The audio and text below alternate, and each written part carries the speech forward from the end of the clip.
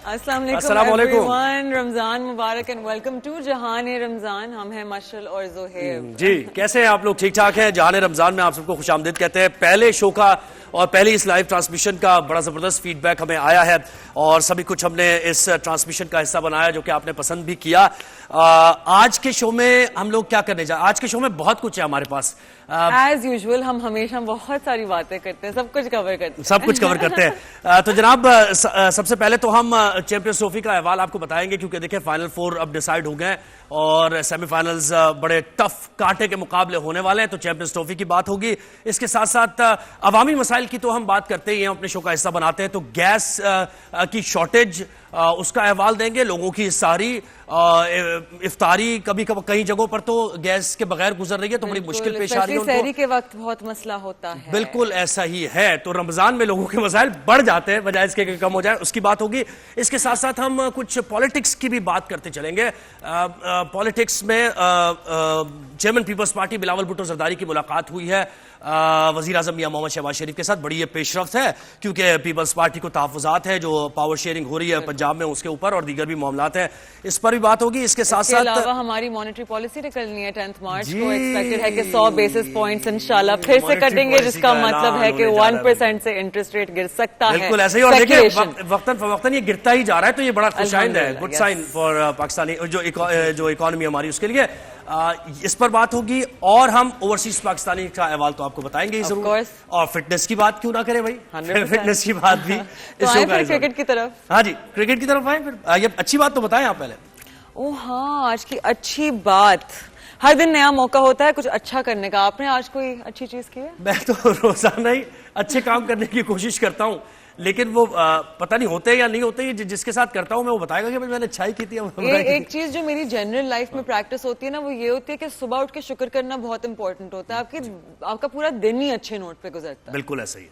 तो ये कि एक नेकी, आप जब कोई अच्छा काम करते हैं तो आपको नींद बड़ी अच्छी आती है। मैंने सोचा है कि किसी की आप मदद करें तो वो जो एक पुरसुकून नींद है ना वो फिर आपको नहीं मिलती किसी और दिन। तो ऐसा ही है। तो ये हमारी अच्छी बात हो गई। अब हम आगाज करते हैं और सबसे पहले चैंपियंस ट्रॉफी की बात हो जाए। यस बिल्कुल, क्रिकेट की बात हो जाए जी। तो क्रिकेट में हुआ यह है कि इंडिया तो ऐसा खेल रहा है कि अभी तक अनबीटन चल रहा है भारत, और कल उन्होंने न्यूजीलैंड को भी शिकस्त दे दी बेहतरीन तरीके से। हालांकि 250 रन बनाए थे और उनकी बॉलिंग ने अच्छा परफॉर्म किया, चेज नहीं करने दिया। तो फाइनल 4 डिसाइड हो गई है कि कौन कौन सेमीफाइनल खेल रहा है। तो इसमें ऑस्ट्रेलिया, पहले ही कहा जा रहा था ऑस्ट्रेलिया की team, India. You know my interest in cricket. सही है। तो ऑस्ट्रेलिया, इंडिया और साउथ अफ्रीका और न्यूजीलैंड। तो इंडिया और ऑस्ट्रेलिया का सेमीफाइनल होने जा रहा है दुबई में और साउथ अफ्रीका और न्यूजीलैंड का सेमीफाइनल होने जा रहा है लाहौर में। तो इस पर हम मजीद बात करेंगे कैसा रहा ये इवेंट चैंपियंस ट्रॉफी का और क्या एक्सपेक्टेशन है भारत को कि क्या वो ट्रॉफी लिफ्ट करेंगे या फिर ऑस्ट्रेलिया या न्यूजीलैंड के हिस्से में आएगी ये ट्रॉफी। तो हमें क्रिकेट एक्सपर्ट एजाज बाकरी ने ज्वाइन किया है। इसके साथ साथ भारतीय सहाफी अभिषेक त्रिपाठी ने भी हमें ज्वाइन किया, जो कि वक्तन फवक्तन हमारे राइज एंड शाइन शो का हिस्सा होते हैं। तो आप दोनों को वेलकम करेंगे जी। तो आप करना चाहेंगे पहला सवाल कि क्या हो सकता है मुमकिन तौर पर? बिल्कुल बिल्कुल बिल्कुल। अभिषेक से बात करते हैं। इंडिया ने अच्छा परफॉर्म किया डेफिनेटली। अभिषेक साहब, आपको आईसीसी चैंपियंस ट्रॉफी में इंडिया की जीत के इम्कानात कितने हैं? यानी वैसे तो जीत ही रही है लेकिन फाइनल जीत सकती है। देखिए, हम लोग एक जगह खेल रहे हैं, दुबई में खेल रहे हैं, हम यहाँ से वाकिफ ज्यादा हैं। ऑस्ट्रेलिया टीम अभी परसों रात को ही पहुंची है, तो उसने कल प्रैक्टिस करी थी। तो और ऑस्ट्रेलिया की जो वर्तमान टीम है वो रिकी पोंटिंग, स्टीव वॉ या माइकल क्लार्क की टीम नहीं नजर आ रही है। वो उसमें बीबीएल के खिलाड़ी ज्यादा हैं और बीबीएल से आए हुए युवा खिलाड़ी ज्यादा हैं। तो मुझे लगता है कि भारत का पलड़ा थोड़ा भारी होगा, लेकिन नॉकआउट टूर्नामेंट में ऑस्ट्रेलिया हमेशा भारत को परेशान करती है। तो जो नॉकआउट जो मैच होते हैं उसमें ऑस्ट्रेलिया भारत को परेशान करती है। 2023 वर्ल्ड कप के फाइनल में भी ऑस्ट्रेलिया ने हमको हराया था जबकि भारतीय टीम अपने ग्राउंड पे खेल रही थी, पिचेस उसके हिसाब से थी, टीम उसकी सारे मैच जीत के आई थी, जबकि ऑस्ट्रेलिया मतलब मुश्किल से पहुंची थी। तो ऑस्ट्रेलिया एक हमेशा टफ जो प्रतिद्वंदी रहा है भारत के लिए। तो मुझे तो मामला जो है वो बराबरी का ही लग रहा है। भले ही भारत ने अच्छा परफॉर्मेंस किया, और बस एक ये है कि यहाँ पे स्पिन ट्रैक हैं, स्पिन को मदद मिल रही है और भारत के पास अच्छे स्पिनर हैं, जबकि ऑस्ट्रेलिया के पास उतने अच्छे स्पिनर नहीं है, एक पार्ट टाइम स्पिनर ज्यादा है। और कल के मैच में तो बड़ा जबरदस्त बॉल ग्रिप कर रहा था और जो शार्प टर्न हो रहा था वो अनप्लेबल होता जाता। अच्छा एजाज, आप किस पर पहले बात करना चाहेंगे, पाकिस्तान टीम की परफॉर्मेंस और उसके बाद कोई तब्दीली की जो आ रही है खबरें ऐसी कि कुछ तब्दील किए जाएंगे, यंग प्लेयर्स को लाएंगे टीम में, या फिर इंडिया और ऑस्ट्रेलिया की और आईसीसी चैंपियंस ट्रॉफी के इवेंट की बात करना है? आपके ऊपर है, आप जिस पर बात आगाज करना चाहें।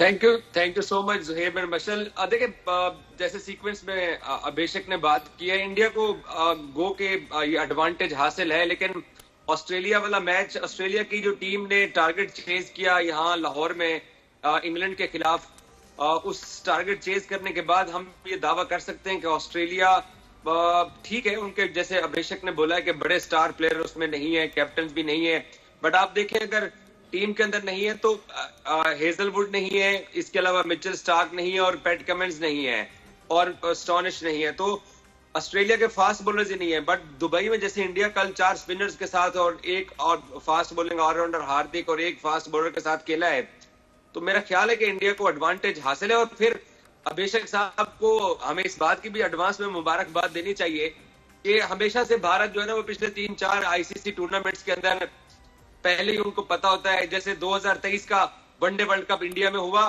तो ये पहले अनाउंस कर दिया गया कि इंडिया अगर सेमीफाइनल में पहुंचा तो इंडिया मुंबई में खेलेगा। अभी अमेरिका के अंदर T20 वर्ल्ड कप हुआ, वेस्ट इंडीज में सेकंड राउंड हुआ, तो पहले से ऐलान कर दिया गया कि भारत अगर सेमीफाइनल में पहुंचा तो गयाना में खेलेगा।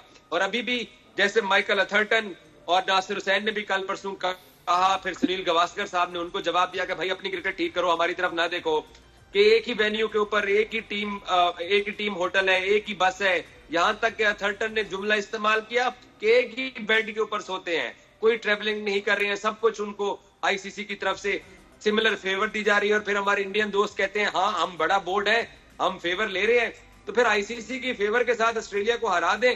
लेकिन बतौर पाकिस्तानी मेरी ये ख्वाहिश है, अभिषेक के सामने कह रहा हूं कि हम 200% ये ख्वाहिश करेंगे कि इंडिया टूर्नामेंट से बाहर हो और हम होस्ट है और फाइनल लाहौर के अंदर हो, मेरी ये ख्वाहिश है दिली। अच्छा जी, आपकी पूरा जोर भी लगाऊंगा। आपकी ये पूरा जोर भी लगाएंगे, आप दुआ का जोर लगाएंगे आप? वैसे हमने बहुत जोर लगाया था, दुआ बहुत की थी, लेकिन हुआ नहीं ऐसा, पाकिस्तान नहीं जीत सकी, बॉटम में चली गई। तो ये परफॉर्मेंस पे डिपेंड करता है। वैसे पाकिस्तानियों खासतौर बाकरी जी की ख्वाहिशें बहुत होती हैं लेकिन पूरी नहीं होती हैं, और इनकी दुआ में मुझे लगता है कोई ना कोई खराबी है, इसलिए इनकी दुआ पूरी नहीं होती। नहीं, दुआ का ताल्लुक ही नहीं है इससे। दुआ तो जब परफॉर्मेंस अच्छी होती है तो फिर उसके साथ दुआ होती है ना। इन्होंने कहा कि दुआ करेंगे, तो इन्होंने तो दुआ ये भी की होगी पाकिस्तान में भारत आए, नहीं आया। इन्होंने दुआ ये भी करी होगी कि पाकिस्तान ट्रॉफी जीते, नहीं हुआ। इन्होंने दुआ ये भी करी होगी पाकिस्तान 3 मैच जीते और सेमीफाइनल पहुंचे, नहीं हुआ। तो बाकरी साहब को अच्छी तरीके से दुआ करनी चाहिए, साफ मन से दुआ करनी चाहिए। बाकरी साहब का मन लगता है थोड़ा सा नहीं, आप बाकरी साहब को ये मशवरा दें कि दुआ के साथ दवा करें, पहले दवा भी करें ना टीम की परफॉर्मेंस। ये मशवरा है बाकरी साहब के लिए। ऐसे तो मतलब everything does not rely on a दुआ, वही तो कह रहा है। तो वैसे आपकी सोच अच्छी है एजाज साहब, लेकिन मैं जवाब देता हूँ। देखिए मेरी अगर टीम सेमीफाइनल में नहीं आई है, लेकिन मेरे मुल्क में टूर्नामेंट हो रहा है और हमारी दुआ नहीं थी कि इंडिया यहाँ पे आता, हमारी ख्वाहिश थी। दुआ हम शायद करते तो इंडिया आ भी जाता, लेकिन अब हम दुआ कर रहे हैं कि चैंपियंस ट्रॉफी का फाइनल पाकिस्तान में हो, और ये हमारा हक है, हम होस्ट हैं, हमारा राइट है, और हमारी दुआ है कि इंडिया टूर्नामेंट से बाहर हो सेमीफाइनल में ऑस्ट्रेलिया के खिलाफ, और पाकिस्तान चैंपियंस ट्रॉफी का 9 मार्च को हम हक रखते हैं कि हम लाहौर में फाइनल होस्ट करें। नहीं, अगर इंडिया पहुंच जाती है तो हक नहीं है ना हमारा, ये तो पहले डिसाइडेड हो गया। अच्छा अभिषेक, आप इसी तरीके की सोच रखते हैं, इसीलिए पाकिस्तान टीम की हालत है जी। अभिषेक ये बताइए कि Indian team white ball cricket में तो देखिए बेहतरीन इंडियन टीम परफॉर्म करती है, चाहे टेस्ट में उनका जो भी हाल हो, T20 में वो गिर जाए, कुछ भी हो, लेकिन व्हाइट बॉल में तो हमेशा उनके एक्सपीरियंस बैटर्स ने भी, बॉलर्स ने भी जैसे परफॉर्म किया है। तो आप ये जो दूसरा सेमीफाइनल है साउथ अफ्रीका और न्यूजीलैंड के दरमियान, ये भी एक टफ मुकाबला होने वाला है, क्योंकि देखिए साउथ अफ्रीका के बॉलर्स वापस आ गए, और उनका भी क्लासन वगैरह जिस तरह खेल रहे हैं। देखिए न्यूजीलैंड की टीम को मैं अच्छा मान रहा था, लेकिन कल उन्होंने जिस तरीके से खेला उससे लगा कि हाँ उनकी भी कमजोरियां हैं, और जिसको भारत ने पहले पढ़ लिया था, इसीलिए वो 4 स्पिनर के साथ उतरे। साउथ अफ्रीका न्यूजीलैंड का गेम अच्छा होगा, दोनों बराबर की टीम है। मैं थोड़ा सा एक जो बाकरी साहब ने सवाल उठाए तो उनको मैं बताना चाहूंगा, जब 2023 का वर्ल्ड कप हुआ तो इंडिया इकलौती ऐसी टीम थी जिसने 9 या 10 मैच 10 अलग अलग शहर में खेले। उसने सबसे ज्यादा ट्रैवल किया था। जब यहाँ वेस्ट इंडीज में जब मैच हुए और अमेरिका में मैच हुए तो इंडिया इकलौती ऐसी टीम थी जिसने अलग अलग वेन्यू में सारे मैच खेले। तो मुझे लगता है कि नॉलेज की कमी के कारण कुछ लोग ऐसे अनर्गल बयानबाजी करते हैं, उनको पता नहीं होता है। सिर्फ एक सेमीफाइनल फिक्स होना वो भी इसलिए फिक्स होता है क्योंकि मीडिया भी सबसे ज्यादा मीडिया ट्रेवल करती है इंडिया की। अगर आपको पहले पता ही नहीं होगा आप बुकिंग नहीं कर पाओगे, बहुत सारी चीजें नहीं कर पाओगे। तो और बहुत सारे सबसे ज्यादा फैंस जो होते हैं वो भारत के ट्रेवल करते हैं ऑल ओवर वर्ल्ड, तो उनको पता ही नहीं होगा तो वो बुकिंग नहीं कर पाएंगे। और इवन वेस्ट इंडीज में आधे से ज्यादा फैंस को सेमीफाइनल के उनके पास मैच के टिकट थे, फ्लाइट के टिकट नहीं मिल पाए थे क्योंकि वहां पे लिमिटेड फ्लाइट्स थी। तो जो लोग ट्रेवल नहीं करते, जिन लोगों को जानकारी नहीं है, वो ऐसे घर में बैठ के कुछ ना कुछ बोला करते हैं। सबसे ज्यादा ट्रेवल 2023 वर्ल्ड कप में भारतीय टीम ने किया था, सबसे ज्यादा ट्रेवल 2024 में किया था। यहाँ पे इस एक वेन्यू पे इसलिए खेल रहे हैं क्योंकि आप पाकिस्तान, हमारी सरकार ने मना किया है जाने के लिए, हम वहां जा नहीं पाए, इसलिए एक वेन्यू पे खेले। अगर हम पाकिस्तान जाते तो वहां भी अलग अलग वेन्यू पे खेलते, एक वेन्यू में नहीं खेलते, क्योंकि पाकिस्तान क्रिकेट बोर्ड चाहता कि वो ज्यादा से ज्यादा अपने वेन्यू पे भारत को खिला के पैसा कमाए, और बाकी बोर्ड भी यही चाहते हैं कि वो ज्यादा से ज्यादा जो भी नेशनल बोर्ड होते हैं, उनकी स्टेट बोर्ड जो होते हैं, वो चाहते हैं कि भारत का मैच वहां पे हो जिससे वो ज्यादा रेवेन्यू कमाए। तो इसलिए भारत सबसे ज्यादा ट्रेवल करता है। सिर्फ एक सेमीफाइनल फिक्स होने से कुछ नहीं होता, इसलिए मुझे कहता है बाकरी साहब को अपनी जनरल नॉलेज थोड़ी ठीक कर लेनी चाहिए। इंग्लैंड के क्रिकेटरों को जवाब देता हूँ, खुदा का अभिषेक भाई, खुदा का खौफ कीजिए यार। क्या आप ये कह रहे हैं कि जनाब एयर टिकट्स लेने होते हैं या फैंस ने टिकट्स लेते हैं? भगवान के खौफ से ज्यादा खुश हूँ। अच्छा मेरी बात सुने जी, ये आप ये कह रहे हैं कि जी ये जो अभी सऊदी अरब के अंदर फीफा फुटबॉल वर्ल्ड कप हुआ है, क्या इंडिया से इंडियन फैन इंटरनेशनल ज्यादा ट्रैवल करते हैं या फ्रांस, ब्राजील या इंग्लैंड के फैन ज्यादा ट्रैवल कर रहे हैं? अरे ट्रैवल से आगे निकलते हैं ना, सब कुछ फिक्स चल रहा है। एजाज बाकरी साहब ट्रैवल से आगे निकलते हैं, ट्रैवल से आगे निकलते हैं, ट्रैवल से आगे निकलते हैं, परफॉर्मेंस की बात करते हैं। देखिए परफॉर्मेंस की बात करते हैं, क्रिकेट की बात। 10 मुल्कों का ये खेल है, क्या कर रहे हैं आप? नहीं, आप परफॉर्मेंस की बात करें ना। अब आप टीम पाकिस्तान की परफॉर्मेंस की बात करें बाकरी साहब, क्या यानी इस परफॉर्मेंस पे एक्सपेक्ट करते हैं आप कि पाकिस्तान अगर एक ही वेन्यू होता, लाहौर में ही खिला देते सारे मैच पाकिस्तान को, तो पाकिस्तान जीत जाता? पाकिस्तान तो अपने घर में खेला है। हमने अपने 15 ही नहीं जब सिलेक्ट किया तो हमने क्या परफॉर्म करना था? पाकिस्तान ने 2 सीरीज जीते हुए थे साउथ अफ्रीका और ऑस्ट्रेलिया के अंदर, और उन 2 सीरीज का जो पाकिस्तान का ओडीआई स्क्वाड था, सिर्फ उसमें एक सैम अयूब इंजर्ड हुआ और हमने पूरी टीम बदल के रख दी। नहीं, टीम नहीं बदली, सैम अयूब पे डिपेंड करना शुरू कर दिया हमने। हमारे पास वही आया कि वो ये मैच विनर है, सैम अयूब जितवा देगा। बाकी तो वही रिजवान है, वही बाबर आजम है, वही शाहीन शाह अफरीदी है, वही नसीम शाह है। कौन तब्दील किया हमने? कौन सी टीम तब्दील की हमने? नहीं, आपने जो चार प्लेयर्स बदल दिए ना, आप सैम अयूब के इंजर्ड होने से फखर जमान तो पाकिस्तान के स्क्वाड के अंदर आ गए, बट अब्दुल्ला को आपने किस बात के ऊपर ड्रॉप किया है? और आप एक सैम अयूब के रिप्लेसमेंट के तौर पर 7वें नंबर का खुशदिल शाह ले रहे हैं, और आकिब साहब और रिजवान हमें बैठ के ये समझा रहे थे कि वो अपने ओवर निकाल सकता है। जुहेब आकिब जावेद ने जुमला इस्तेमाल किया खुशदिल शाह के बारे में कि वो 7-8 ओवर निकाल सकता है। मतलब आप कोटे के ओवर निकालने के चक्रों में रहते हैं। ये बेस्ट ऑफ द बेस्ट है ना, ये हमारा बेस्ट ऑफ द बेस्ट है, ये बेस्ट ऑफ द बेस्ट है जो आप देख रहे हैं। ये 92 वर्ल्ड कप हमने जीता था, ये वो पाकिस्तान टीम है जिसने वेस्ट इंडीज में जाके वेस्ट इंडीज को क्या टफ टाइम दिया, जिसने भारत में जाके उसका ये हाल हो गया। तो हम किसका इस कसूर है इसमें? पीसीबी का कसूर है ना कि हम एक इंसान फोकस ही नहीं है, वो 10 काम। मुझे लगता है इसमें बीसीसीआई का कसूर है। क्या यार, मजाक ना करें। देखिए इस वक्त बड़े जख्मों पे नमक छिड़क रहे हैं आप हमारे। ये ना करें। अरे प्रॉब्लम देखिए प्रॉब्लम क्या है, जो जिस देश की मीडिया होती है ना, जैसे मैं भारतीय मीडिया हूँ, और मैं हर चीज का दोष पाकिस्तान पे देने लगूं तो हमारा क्रिकेट भी खराब होगा। नहीं, हम दे रहे हैं, देखिए हम नहीं दे रहे, ये तो हमें क्रेडिट दें आप, हम तो सही बात कर रहे हैं। वही मैं कह रहा हूँ, पाकिस्तानी मीडिया को फोकस जो है वो बीसीसीआई या भारतीय टीम से ज्यादा मुझे लगता है पाकिस्तान की क्रिकेट टीम पे करना चाहिए। तो मुझे लगता है कि वो सुधर पाएंगे।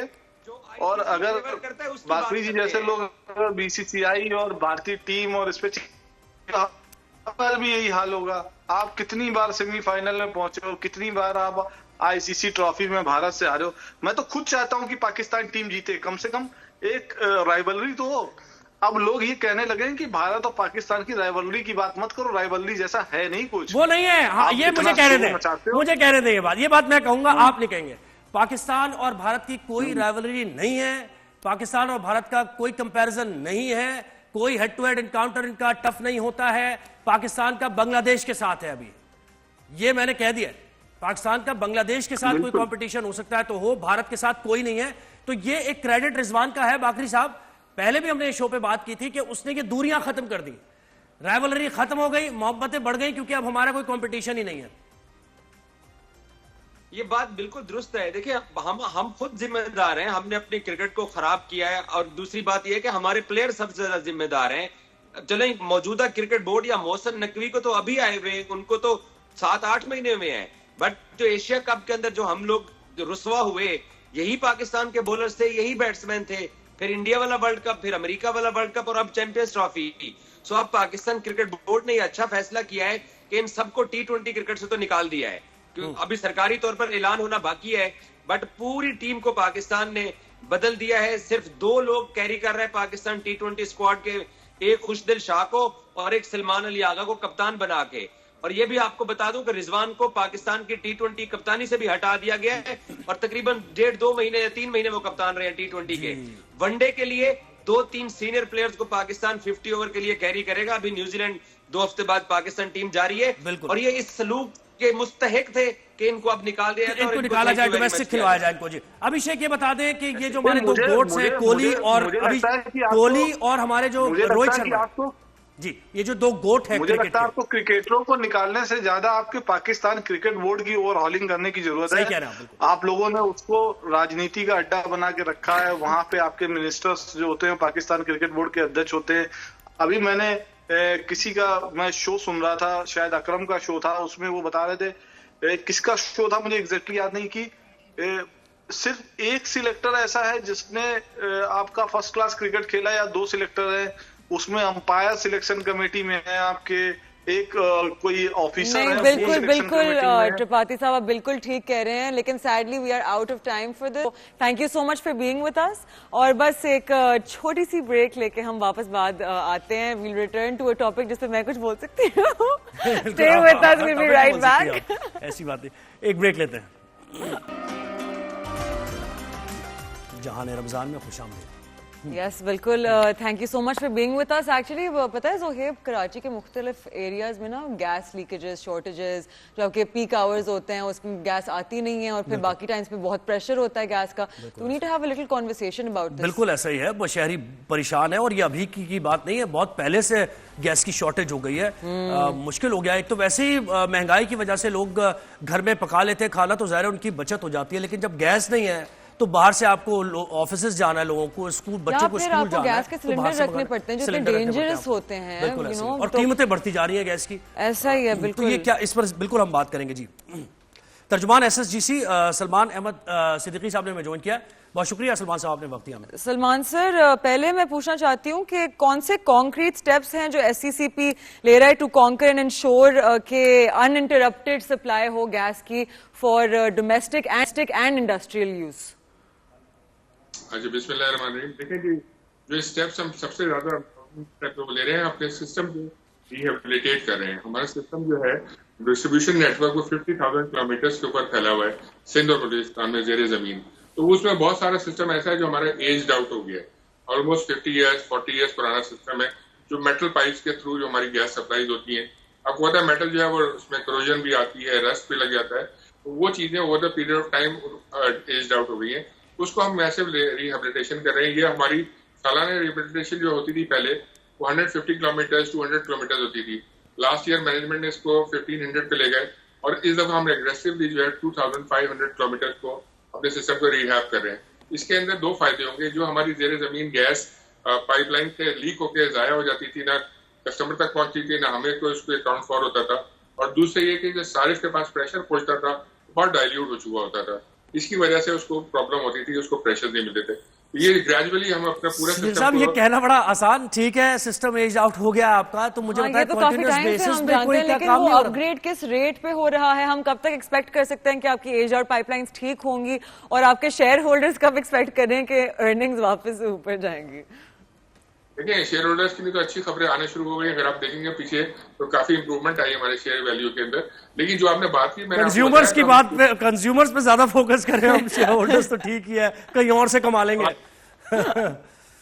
मैंने आपको बताया कि जो एग्रेसिवली देखे 250 किलोमीटर से 2500 पे जाना, इतना जंप लिया हमने क्वांटम वाइज। जारी बात है, आप उसको अपनी कैपेसिटी को इतना बढ़ा रहे हैं, इसलिए बढ़ा रहे हैं कि वे कंसर्न अबाउट आवर कस्टमर्स, कि हम उनको बेहतर तरीके से सर्व कर सकें। और ये कब तक कैपेसिटी बढ़ जाएगी, मुझे बताएं, बेहतरी कब तक आएगी? देखिए, ये ग्रेजुअल होगा, क्योंकि आपका जो ओवरनाइट तो कुछ भी नहीं हो सकता। अभी हमारा जो सब मैसिव रिहैबिलिटेशन कराची शहर में चल रहा है। सर, मैं यही कह रहा हूं, देखिए मेरा सवाल यही है कि ओवरनाइट नहीं हो सकता, लेकिन कैसे सिस्टम एज आउट हो गया, मुझे ये समझ नहीं आ रही कि कोई प्लानिंग नहीं है आपकी, कंटिन्यूएशन नहीं है प्लानिंग में। ये तो पॉलिसी, मुझे तो समझ ही नहीं आ रहा है ये बात कि आप कह रहे हैं कि सिस्टम, उसके बाद हम कोशिश कर रहे हैं कि कैसे। सर, ये मुझे समझ नहीं आ रही बात एज अ कंज्यूमर। अगर पड़े हुए हो जाएंगे, एज आउट तो होना है, नेचुरल फिनोमेना होता है ना।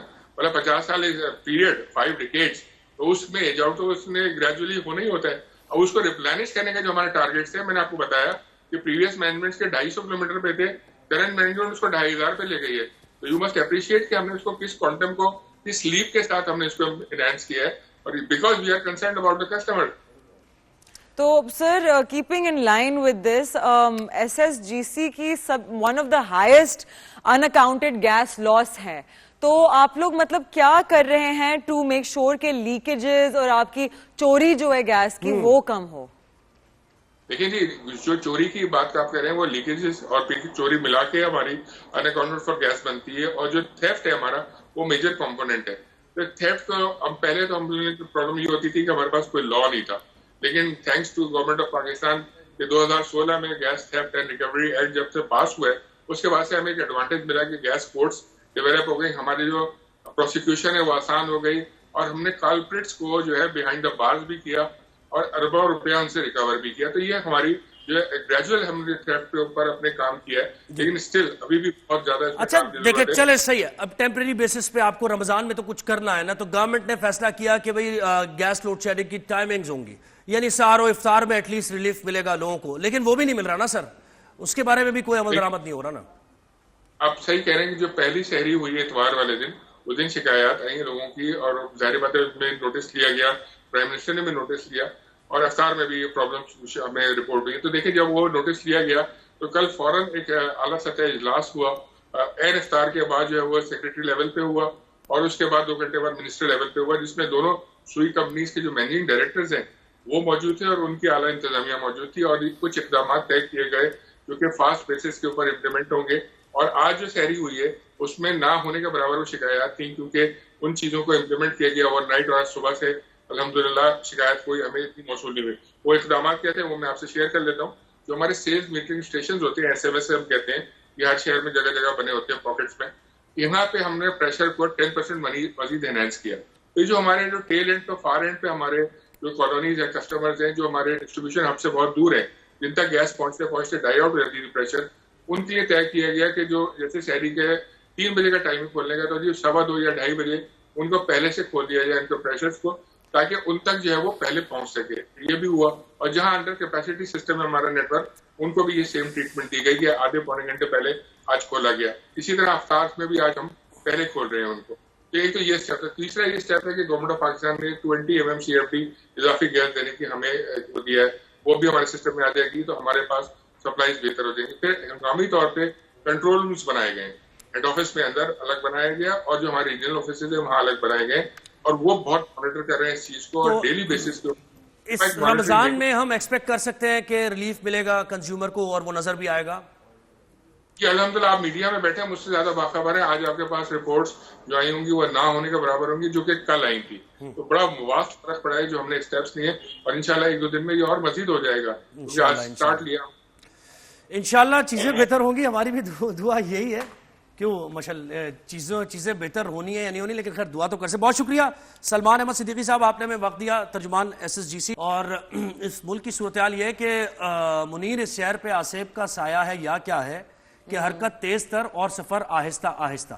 अच्छा, मुझे लगता है ना कि हमें बस इलेक्ट्रिकल पे अच्छा हाँ, यानी अल्टरनेट तो देखे ढूंढ लेते हैं ना लोग। इंडक्शन लोगों को तो बिजली नहीं है सोलर लगा लें, गैस नहीं है सिलेंडर लगा लें, ट्रांसपोर्ट नहीं है मोटरसाइकिल ले। मुझे सिलेंडर मतलब ये चीज द एक्सीडेंट्स दैट हैपन, अल्लाह माफ करे, पता है उससे बड़ा बच के रहना चाहिए। बच के रहना चाहिए। तो एक ब्रेक लेते हैं। जहां पाकिस्तान में आप से मजीद बहुत से इश्यूज पर हम बात करेंगे। ओवरसीज पाकिस्तानी इससे मुलाकात आपकी होगी एक ब्रेक के बाद। वेलकम बैक, आप देख रहे हैं जहान रमजान। वैसे पता है हमारे कितने पाकिस्तानी हैं जो बाहर शिफ्ट हो जाते हैं, जो बाहर रहते हैं लेकिन उनके दिल फिर भी पाकिस्तान में होते हैं। बिल्कुल पाकिस्तान के लिए धड़कते हैं और हमेशा वो पाकिस्तान के लिए सोचते रहते हैं। मुझे लगता है कि हमेशा रमजान में उनको बड़ी एटलीस्ट रमजान में तो याद आती होगी। वो जो सारी का टाइम है, इफ्तार का टाइम है, आपके बहन भाई होते हैं, आपकी फैमिली होती है, पूरा खानदान कभी ना कभी जमा हो ही जाता है, तो और फिर ईद का मौका आ जाता है। बिल्कुल, और देखे ना कि हमारे लिए कितने अहम भी हैं कि पाकिस्तान की इकोनॉमी में कितना कंट्रीब्यूट करते हैं वो, मोस्ट डेफिनेटली रेमिटेंसेस के जरिए, और फिर FDI भी आता है इन्वेस्टमेंट के जरिए। तो हम इसीलिए इस शो पर हमने पहले दिन से ओवरसीज पाकिस्तानीज को एक सेगमेंट है हमारा, उसमें हम जरूर उनकी जो तासुरात हैं, ख्यालात हैं, पाकिस्तान के बारे में क्या सोचते हैं, तो जरूर हम शामिल करते हैं। तो आज भी ओवरसीज पाकिस्तानीज में से हमारे पास है आसिफ हुसैन साहब, जो कि डॉक्टर है ह्यूस्टन से, टेक्सास से, उन्होंने हमें ज्वाइन किया है। आसिफ साहब बहुत शुक्रिया, आपने हमें वक्त दिया। कैसे हैं आप, ठीक ठाक हैं? अल्हम्दुलिल्लाह बिल्कुल ठीक ठाक हूँ, आप सुनाएं। तो कैसा चल रहा है आपका रमजान? पहले बताएं आपके रोजे वहाँ कितने लंबे हैं? रोजे हमारे तकरीबन 16 घंटे के हैं। इतने ज्यादा मुश्किल नहीं है, मौसम भी अच्छा है। लेकिन जैसे अभी आपने कहा ना पाकिस्तान को मिस करते हैं, तो वो बस एक चीज है कि वो तो जब से यहाँ हैं हर साल सहरी और इफ्तार में मिस करते हैं। तो कौन कौन है आपके साथ ह्यूस्टन में? मेरी फैमिली है, मेरी बीवी बच्चे हैं और कुछ और एक्सटेंडेड फैमिली है यहाँ पे। लेकिन मेरे माँ बाप, वालदा और बहन भाई जो है वो सब। तो सबसे ज्यादा आपको कौन सी चीज याद आती है घर की, पाकिस्तान की? सबसे ज्यादा तो यही इफ्तार में सब साथ बैठना, बहन भाइयों का सबका, वहां पे जो जिस तरह से खाने होते थे, जिस तरह से नमाज के लिए, तरावी के लिए जाना होता था, तो वो सब चीजें बड़ी याद आती हैं। कराची से आप? जी बिल्कुल। तो वो नाइट क्रिकेट भी याद आती होगी आपको? बिल्कुल बिल्कुल, ओवरनाइट क्रिकेट, और वो पूरे वो लाइटें लगा के वो होते थे, कभी कभी सहरी के बाद भी खेलते थे, तो हाँ बिल्कुल वो बहुत याद आता है। अच्छा आसिफ भाई, अपने ये जो आपकी फील्ड है, जो आपकी एक्सपर्टीज है वहां पर, उससे मुताल्लिक बताइए, और कितने पाकिस्तानी आपके साथ काम कर रहे हैं, पाकिस्तानी कम्युनिटी कैसे रहती है, क्या सोचती है, जरा इस बारे में बताइए। जी बिल्कुल, मैं किडनी ट्रांसप्लांट करता हूँ यहाँ पे, ट्रांसप्लांट नेफ्रोलॉजिस्ट हूँ और डायरेक्टर हूँ यूनिवर्सिटी ऑफ टेक्सास में। यहाँ हमारे पास क्योंकि ह्यूस्टन में, शायद आपके में वो बहुत बड़ी पाकिस्तानी कम्युनिटी है, तो पाकिस्तानियों की एक बड़ी तादाद है हमारे शहर में, ह्यूस्टन में भी, और ह्यूस्टन के साथ एक और शहर है गैल्वेस्टन। इसमें मेरे साथ कुछ और जो डॉक्टर्स हैं, नेफ्रोलॉजिस्ट हैं, वो भी पाकिस्तान से उनका ताल्लुक है। तो पाकिस्तानी कम्युनिटी भी है। बाकी जहाँ तक मेरी फील्ड का ताल्लुक है, जैसे मैंने बताया, किडनी और पैंक्रियास ट्रांसप्लांट हम लोग करते हैं यहाँ पे।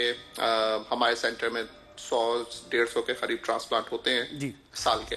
तो हेल्थ सेक्टर में जो रिफॉर्म्स की हम बात करते हैं, पाकिस्तान में बहुत ज्यादा हम करते हैं, और हेल्थ कार्ड सिस्टम भी एक लेकर आए थे हम। कैसे जब कंपैरिजन करते हैं, कितना फर्क नजर आता है पाकिस्तान और यूएस? बहुत ज्यादा फर्क है। ना सिर्फ साइंस और टेक्नोलॉजी के एडवांसमेंट में फर्क है, एकेडेमिया में फर्क है कि रिसर्चेस जो होती हैं जो यहाँ पे है और जो वहाँ पे है, उसके साथ साथ उसका रिकॉर्ड करना, उसके ऊपर मजीद आगे तरक्की करना, इनोवेशंस, सब में फर्क है, हर चीज में बहुत ज्यादा दोनों मुल्कों में। सही है। अच्छा, जॉब अपॉर्चुनिटीज पाकिस्तान में कम है और लोग बाहर जाना चाहते हैं।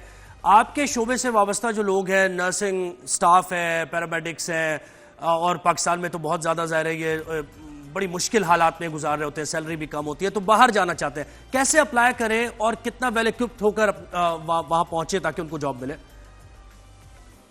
डॉक्टर्स का तो एक बहुत ही आसान या सादा प्रोसीजर है कि वहां पाकिस्तान से अगर किसी ने MBBS किया है तो USMLE होते हैं एग्जाम इनके, जिसके 2 स्टेप्स होते हैं, वो पास करते हैं, यहाँ आए, यहाँ पे फिर इंटरव्यूज होते हैं, रेजिडेंसी होती है, और इनका एक अमेरिका का एक सेंट्रल सिस्टम है ERAS, उसके थ्रू अप्लाई किया जाता है और उसके बाद फिर हर साल सितंबर में उसका प्रोसेस शुरू होता है और उसके बाद मैचिंग होती है, मुख्तलिफ यूनिवर्सिटीज में जॉब मिल जाती है। नर्सिंग के हवाले से भी इसी तरह का एक इनका सेंट्रल एग्जाम होता है जो पास करके आप यहाँ आ सकते हैं। इसके अलावा पैरामेडिकल स्टाफ, फार्मेसी, फिर सबसे बड़ी बात रिसर्च अपॉर्चुनिटीज जो हमारे यहाँ पाकिस्तान में अनफॉर्चुनेटली नहीं है, तो अगर किसी को इस एडवांस दुनिया में आना है और रिसर्च करनी है तो वो भी उस हवाले से भी वो अप्लाई करके यहाँ आ सकता है। मुझे एक चीज़ पूछनी थी आपसे कि वहाँ सोशल इंटीग्रेशन और एक्सेप्टेंस, क्योंकि जाहिर सी बात है आप एक दूसरे मुल्क से एक अलग एक्सेंट के साथ, एक अलग रंगत के साथ उठ के जाते हैं, तो कोई भी आपको मतलब थोड़ा बहुत फेस किया आपने कि आपको थोड़ी मुश्किल हुई in the work place specially? नहीं, ऐसी कुछ होती नहीं है क्योंकि अमेरिका जाहिर है लैंड ऑफ इमिग्रेंट्स है, यहाँ पे वैसे ही बहुत सारे मुख्तलिफ डाइवर्सिटी के लोग हैं, मुख्तलिफ कल्चर्स के लोग हैं। लेकिन अभी ट्रम्प के आने के बाद थोड़ा बहुत जो आपको सोशल मीडिया पे नजर आता है कि not even just legal immigrants, लेकिन रेसिज्म को एक काइंड ऑफ बढ़ावा मिल जाता है एवरी टाइम आपका ट्रम्प नेशनलिस्टिक अप्रोच बहुत ज्यादा है। एग्जैक्टली, तो उसकी वजह से आपको कुछ फेस करना पड़ा? मुझे तो खैर नहीं फेस करना पड़ा, और ये चीजें वैसे सोशल मीडिया और मीडिया पे ही ज्यादा होती हैं, आम जिंदगी में इतनी नजर नहीं आती, लेकिन हाँ होती हैं। और ट्रम्प के आने के बाद पूरे अमेरिका के अंदर एक पूरी वेव चली है इस तरह की, और पाकिस्तानी ने तो बहुत सपोर्ट किया है ट्रम्प को इलेक्शंस में। हाँ, ये बिल्कुल है, और ये थोड़ा सा अजीब भी है फिनोमेना, लेकिन क्योंकि दोनों चॉइसेस हमारे पास डेमोक्रेट या रिपब्लिकन दोनों ही मिली जुली सी थी, तो पाकिस्तानियों ने किया है सपोर्ट इस दफा, काफी है।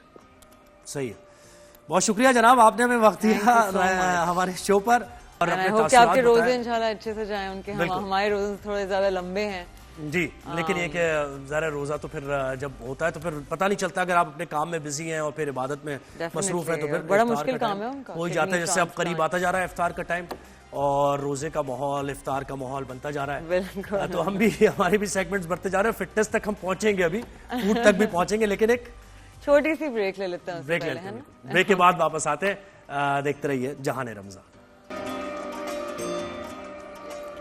वेलकम बैक, आप देख रहे हैं जहान रमजान, हम हैं मशल और जोहेब।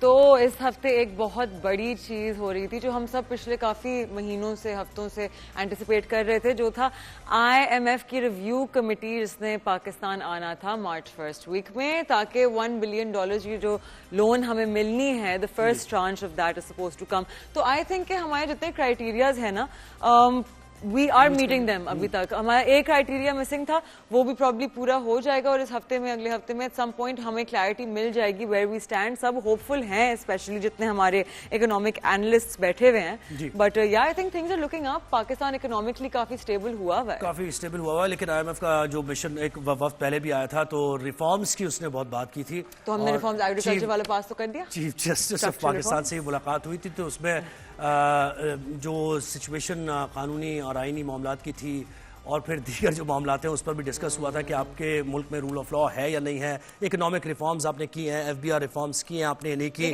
आवाम को रिलीफ दिया या नहीं, टारगेटेड सब्सिडी, जी जी जी, टारगेटेड सब्सिडी की बात हुई थी कि आप ये अवाम पर कितना बोझ आप टैक्स का डाल सकते हैं, टैक्स कलेक्शन कैसे, आप टैक्स नेट में इजाफा कैसे कर सकते हो, ये सारे मामले। टैक्स इम्प्लीमेंटेशन रिफॉर्म तो आप ले आए हैं, लेकिन टैक्स इम्प्लीमेंटेशन और कलेक्शन बिल्कुल ऐसा ही है। तो हमें ज्वाइन किया है मारूफ इकोनॉमिस्ट चौधरी अकमल साहब ने, मोहम्मद अकमल साहब ने, बहुत शुक्रिया आपने हमें वक्त दिया।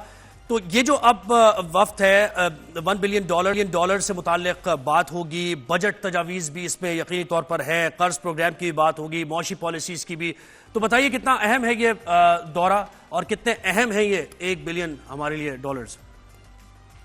अच्छा, इससे पिछले महीने में जो आया था ना वफ्द, वो एक डिफरेंट उसका एजेंडा था। जी जी, जो मौजूदा जो वफ्द आया ये तो $1.1 बिलियन की जो उन्होंने किस्त देनी है, तो उसके हवाले से कुछ तजावीज जो है वो तैयार करेगा और उसके बाद जो है वो पेश करेगा बोर्ड ऑफ डायरेक्टर्स को, and then it will be accordingly approve. तो पिछला जो आया था उसका मकसद ये था कि जो हमारे यहाँ लॉ एंड जस्टिस का सिस्टम है, ईज ऑफ डूइंग बिजनेस है, या मुख्तलिफ स्टेट बैंक या फाइनेंशियल सिस्टम जो हमारा है उसमें जो खामियां हैं या कमी कोताहियां हैं उनको आइडेंटिफाई किया जाए। वो एक थोड़ा सा कंपैरेटिवली लॉन्ग टर्म प्रोसेस है which will take a year और सो मोर देन। तो उसके बाद वो तजावीज पेश करेगा। ये जो मौजूदा है ये तो इसने इमीडिएटली ये जो हमें किस्त जो ड्यू हुई है मार्च में उसकी हमें पेमेंट करनी है, उसके लिए ये आया है। और मेन इसका फोकस ये है कि जो हमारी बजट परफॉर्मेंस है, जो लास्ट ईयर का बजट था उसके ऊपर किस हद तक हुकूमत ने अमल दरामद किया है, और आने वाला जो बजट है उसके हवाले से जो इनिशियल जो तैयारियां हो रही हैं उसके ऊपर वो रिव्यू करेगा मुख्तलिफ एस्पेक्ट्स के साथ कि हमारा टैक्स का रेवेन्यू क्या होना चाहिए, और लास्ट टाइम का टैक्स रेवेन्यू क्या था। अभी भी हमें अगर आप देखें तो टैक्स रेवेन्यू के हवाले से तकरीबन 600 अरब का शॉर्टफॉल आ रहा है। ये फरवरी के एंड तक के जो फिगर्स हैं ये मैं वो बता रहा हूँ। लेकिन उसमें जो है उसके हवाले से जाहिर है IMF का वक्त जो है वो अपनी जो कंसर्न्स है वो शो करेगा कि ये 600 अरब का शॉर्टफॉल क्यों आएगा। तो उसके हवाले से हमारे पास थोड़ा सा एक मार्जिन ये मौजूद है कि क्योंकि शरह सूद जो है वो मुतवक्को रफ्तार से ज्यादा कम हुई है, तो उसके नतीजे में हुकूमत ने जो खर्चे करने थे, जो सूद का खर्चा था उसमें भी तकरीबन 1300 से 1500 अरब रुपए का फायदा हुआ है।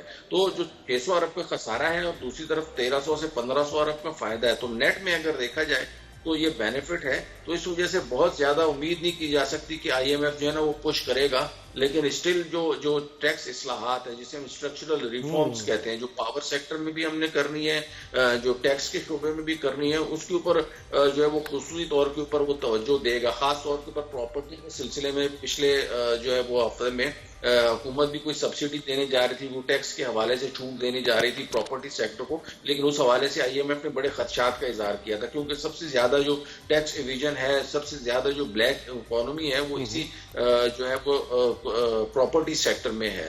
तो इसको जो है वो IMF का जो वक्त है वो करेगा, और एक अथॉरिटी बनाने का भी सुनने में आ रहा है कि एक बाकायदा प्रॉपर्टी को कंट्रोल करने के लिए ये जो ट्रांजैक्शंस हैं, फाइल्स बिक जाती हैं, जरूरी नहीं है ना कि वो लीज हो या सब रजिस्ट्री हो, और इसके अलावा जो उसकी कीमतें हैं FBR के हवाले से या FBR के टेबल में जो उसकी मार्केट वैल्यू दी हुई है किसी भी प्रॉपर्टीज की या बिल्कुल। तो अकमल साहब एक चीज और बताइएगा कि हमारी जितनी शराइत हमने पूरी करनी है IMF की तरफ से, उसमें से एक क्राइटेरिया है जो अभी तक हमने मीट नहीं किया, आप उस पर थोड़ा एलैबोरेट करना चाहेंगे कि वो क्या क्राइटेरिया है?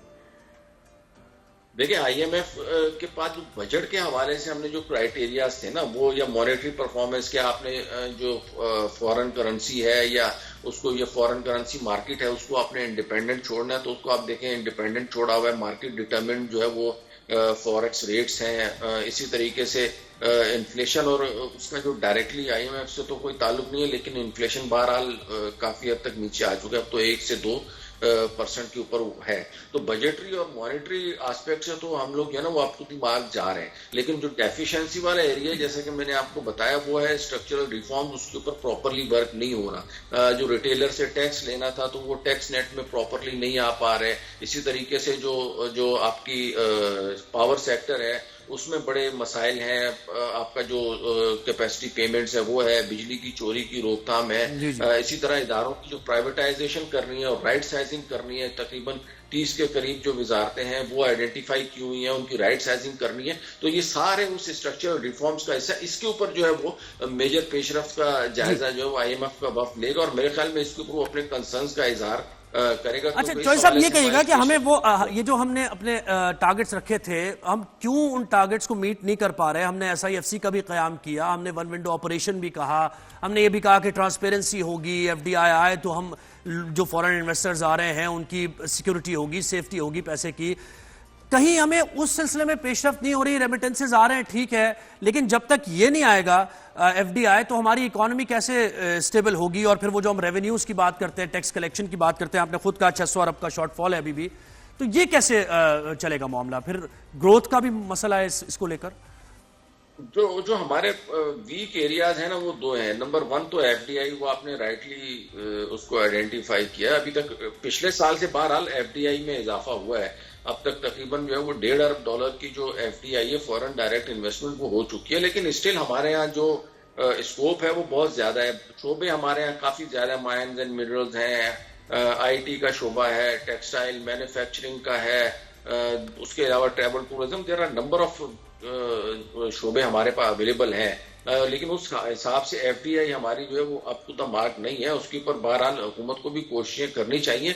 लेकिन यहाँ पे मैं एक बात आपको कहता चलूंगा, ये जो एफडीआई होती है ये एक दिन में या एक महीने में इसके ऊपर वो नहीं हो जाता।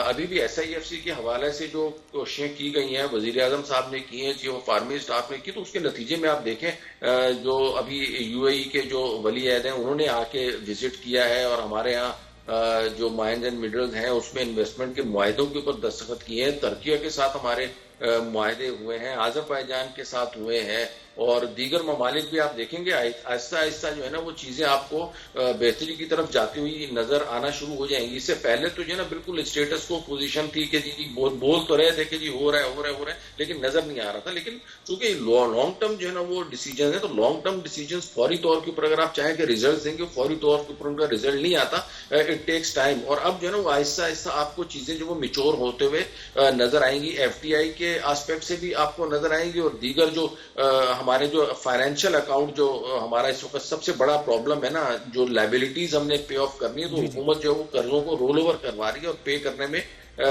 खातिर ख्वाह कामयाब नहीं हो पा रही।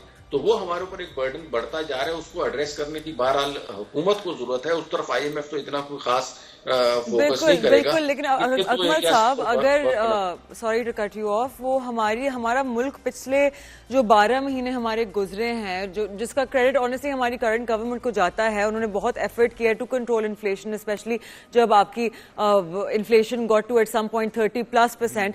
तो अगर हम यही ट्रेजेक्ट्री मेंटेन करें इकोनॉमिकली, तो अगले 12 से 18 महीने आपको कैसा लगता है कि कैसे गुजरेंगे हमारे मुल्क के लिए और कौन सी फर्दर स्टेबिलिटी आ सकती है?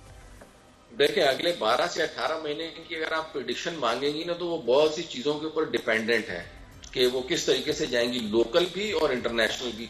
फॉर एग्जांपल ट्रंप इंतजामिया की क्या हिकमत अमली होगी, यूरोपीय यूनियन जो है वो यूक्रेन और रशिया वॉर के ऊपर किस तरीके से रिस्पॉन्ड करेगी। अब आप देखें, इस वक्त तो नजर ही आ रहा है कि अमेरिका एक साइड पे खड़ा हो गया, दीगर यूरोपीय ममालिक दूसरी साइड के ऊपर खड़े हो गए। इस वजह से जाहिर है इकोनॉमी के ऊपर भी फर्क पड़ेगा, स्टॉक मार्केट्स के ऊपर भी फर्क पड़ेगा और अल्टीमेटली उसका असर जो है वो हम पे भी होगा। इसके माशी असरात भी होंगे और सियासी असरात भी होंगे। लोकली अगर मैं बात करूं तो लोकली जो है वो एग्रीकल्चर के ऊपर हमारा ज्यादा डिपेंडेंसी है, तो उसमें जो है वो हुकूमत की पॉलिसीज, फर्टिलाइजर के रेट्स, एनर्जी सेक्टर का जो क्राइसिस है वो, और उसके बाद जो है वेदर का बड़ा उसमें कंट्रोल है एग्रीकल्चर के ऊपर खास तौर के ऊपर। तो ये सारी चीजें जो है वो उसके ऊपर डिपेंड करेगा। बज़ाहिर ये नजर आ रहा है कि चीजें जिस तरफ को जा रही हैं, तो आगे थोड़ा सा चूंकि महंगाई जो है ना एक हद से ज्यादा 2% के ऊपर नीचे आ रही है, आहिस्ता आहिस्ता ये थोड़ी सी ऊपर जाएगी और मेरे ख्याल में महंगाई ऊपर 5 से 6% पे स्टेबल होगी। जी अच्छा, ये बताइए कि ग्रोथ बड़ी इंपॉर्टेंट है, आप क्या एक्सपेक्ट कर रहे हैं, क्या हमारा ग्रोथ रेट होगा? क्योंकि देखें,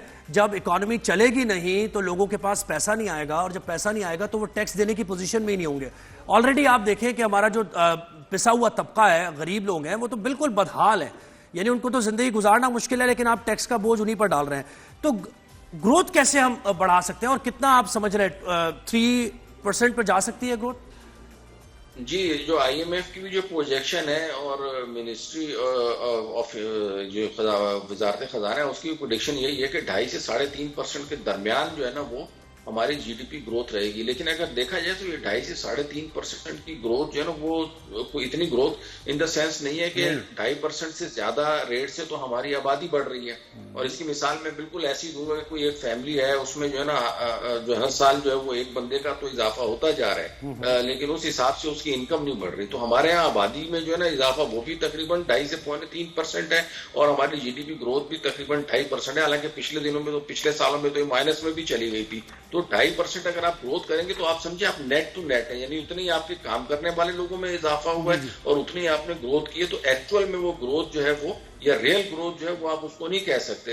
एक्चुअल में अगर आपने ग्रोथ को अचीव करना है तो इसे हमें कम से कम 5% से अबव लेके जाना होगा, जो कि एक तरक्की पजीर मुल्क के लिए एक्सपेक्टेबल होता है। उसके बगैर आप ये नहीं समझते कि जी हमारे यहाँ कोई खातिर ख्वाह तरक्की हो रही है। और उसमें ज़ाहिर है ईज ऑफ डूइंग बिजनेस के ऊपर वर्क करना होगा ताकि लोग जो है वो आसानी से कारोबार कर सकें, लॉन्ग टर्म मुआहदे करने और लॉन्ग टर्म माशी बात करें। बिल्कुल ऐसा ही है जी।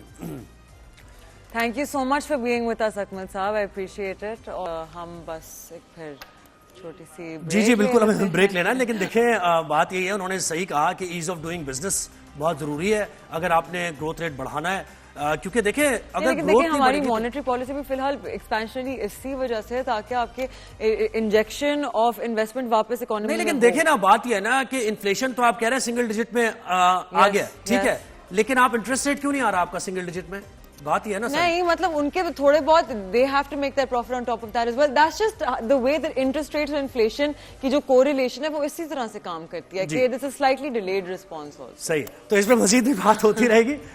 एक डिफरेंस ऑफ ओपिनियन यहाँ भी हो गया। There is no difference of opinion, there is a fact. सही, एक ब्रेक लेना, ब्रेक के बाद हम आते हैं और जहां रमजान में अभी बहुत कुछ है तो कहीं जाना नहीं आप। Welcome back. तो एसेंशियली पता है जोहेब, जब रमजान आता है ना तो मैंने एक चीज नोटिस किया है, फिट रहना मजीद मुश्किल हो जाता है। पहले साल में पहले ही मुश्किल होता है कि काम और सारी चीजों फैमिली के साथ हैंडल करना, एक्सरसाइज और अपनी डाइट और सारी चीजें, और रमजान में तो बिल्कुल ही लोग, हालांकि आपका वर्कलोड डे टाइम में फ्लूइड्स वगैरह आप नहीं देखे ना, पानी नहीं लेते हैं आप, थोड़ा डिहाइड्रेशन हो जाती है और जरा रूटीन चेंज होता है, एक साल के बाद आप एक मुख्तलिफ रूटीन में जा रहे होते हैं। और ऊपर से आई थिंक मेन जो लोगों के यूजुअली टाइमिंग्स होते हैं ना जाने के लिए टू द जिम, वो यूजुअली 5 और 7 के बीच में होते हैं, यहाँ पे सुबह सुबह होता है काम से पहले। तो रमजान जब आता है तो ऑटोमेटिकली इफ्तारी का टाइम आ जाता है और फिर उसके बाद आपकी तरावियां शुरू हो जाती हैं, तो पीपल स्ट्रगल टू, एक तो वर्जिश और फिर पकौड़े समोसे, और फिर रमजान के बाद ईद आती है तो फिर ईद में तो आप छोड़ते ही नहीं कुछ भी मतलब दावतें हो रही हैं और ये सब कुछ हो रहा है, तो उसके बाद पता नहीं कहाँ रह जाता है फिटनेस, आपका रूटीन और ये डाइट शाइट सब गायब हो जाती है। तो खैर इस पर हमने बात करनी है जी। कौन है? बिल्कुल हमारे साथ मौजूद है mister Rizwan Noor, thank you so much for joining us. तो बताएं कि as someone who is in the fitness world, जो एक ट्रेनर है खुद, जो इतना जानते हैं इन चीजों के बारे में, बताएं कि कैसा ख्याल रखा जा सकता है रमजान में, स्पेशली गिवन द सर्कमस्टांसेस, पकौड़े, जलेबियां, समोसे सब याद आ रहा है आपको? सबसे पहले तो thank you so much for inviting me. बिल्कुल आपने बात करी है पकौड़ों और समोसों की, वे जो अभी लोग हमारे व्यूअर्स देख रहे होंगे वही बोलोगे कि यार अभी तो मेरा रोजा लग रहा है, अभी से स्टार्ट हो गया हुआ, लेकिन बीइंग अ ट्रेनर एक ऑफ कोर्स एक बड़ी जिम्मेदारी है। खास तौर पर सबसे ज्यादा एक मोस्ट आस्क्ड क्वेश्चन है जो कि रमजान में होता है कि हम एक्सरसाइज किस टाइम पे करें, कि इफ्तार से पहले करें या इफ्तार के बाद करें। अब उसके लिए एक सिंपल सी चॉइस है कि खासतौर पर फास्टिंग में आपका कार्डियो जो है वो बेस्ट होता है। तो जितने भी लोग जो वेट लॉस करना चाहते हैं वो फास्टेड कार्डियो अगर करते हैं तो वेट लॉस हो सकता है, क्योंकि ऑलरेडी आपकी जो कैलोरीज है वो आपकी फैट से आ रही होती है। बट मेक श्योर कि अभी पहला और दूसरा रोजा है और इसमें अगर आप ऑलरेडी स्ट्रगल करें तो मेरी रिकमेंडेशन है कि आप एक्सरसाइज रफ्तार से पहले करें। थोड़ा सा 1-2 दिन 3 दिन में आप एडजस्ट होते हैं, आपकी बॉडी को सारी स्टोर्ड अमाउंट मिल जाती है, and then you can choice कि आप अपनी एनर्जी है तो आप अफ्तार से पहले करें, अदरवाइज इफ्तार के बाद वाला टाइम अभी भी बेस्ट है। और खासतौर पर जो लोग अपना वेट लॉस नहीं करना चाहते हैं, मसल मेंटेन करना चाहते हैं, स्ट्रेंथ ट्रेनिंग के ऊपर फोकस करना चाहते हैं, उनके लिए नहीं तो रिजवान देखिए इफ्तार के बाद तो फिर थोड़ा बहुत तो सभी खा लेते हैं ना, पकौड़ा भी खा लेते हैं, थोड़ा सा पानी भी ज्यादा पी लेते हैं और शरबत भी हो जाता है, तो इफ्तार के बाद आपका पेट भी खाली नहीं है, एक्सरसाइज कैसे होगी? ये तो बड़ा मुश्किल काम हो जाएगा। या थोड़ा 1-2 घंटा वेट कर लें, 2-3 घंटे नहीं, तकरीबन देखें डिपेंड करता है आपने खाया क्या है। अगर आपने सारी अनहेल्दी चॉइसेस खाई है तो मैं आपको गारंटी बोल रहा हूँ कि आप बिस्तर में पड़े होंगे और उसके बाद आपको कोई नहीं उठा सकता। लेकिन अगर आपने कुछ हेल्दी ऑप्शंस रखे हैं अपने फ्रूट्स वगैरह पर सबसे, क्योंकि मैं हमेशा कहता हूँ बीइंग अ ट्रेनर आप हमेशा फ्रूट्स के ऊपर पहला अटैक कर दें तो ऑटोमेटिकली आपकी जो पकोड़े, समोसे और जितना भी फ्राइड स्टफ है आपकी टेबल पे वो सब पीछे रह जाता है। लेकिन अगर आपने फ्रूट्स का जो ऑप्शन है वो सबसे पहले अपने पास रखना है, क्योंकि आपकी एपेटाइट फुल हो जाएगी। फ्रूट में वाटर कंटेंट, आपका विटामिन, मिनरल्स, सारी चीजें मिल जाती है। लेकिन उसके बाद भी अगर आपको क्रेविंग है तो मैं कहता हूँ भाई ठीक है, एक समोसा जरूर खाएं। एक समोसा खाने के बाद आपको 2.4 किलोमीटर आपको रन करना पड़ता है, उसकी कैलोरीज। मशल तो एक समोसा पूरे 30 दिनों में खाएंगी, खत्म करेंगे एक समोसा कह दिया आपने। अच्छा मेरा एक क्वेश्चन था, एक समोसा अगर एक शख्स के मतलब प्रॉपर लाइक एब शैब्स बने हुए हैं, लेकिन वो शख्स रमजान में पकौड़े खाने का शौक रखता है क्या, लेकिन रोज एक्सरसाइज कर रहा है, मतलब हफ्ते में 3-4 दफा प्रॉपर वेट ट्रेनिंग, क्या उस शख्स के एब्स गायब हो जाएंगे? एब्स गायब हो जाएंगे तो क्या हो जाएगा? ऐसा क्या हो जाएगा अगर पहली बात तो जिस शख्स के एप्स हैं वो इतना ज्यादा डिसिप्लिन है कि हम उसके लिए अगर बात भी करें तो वो इतना ज्यादा डिसिप्लिन है वो सारी चीजें नहीं करेगा।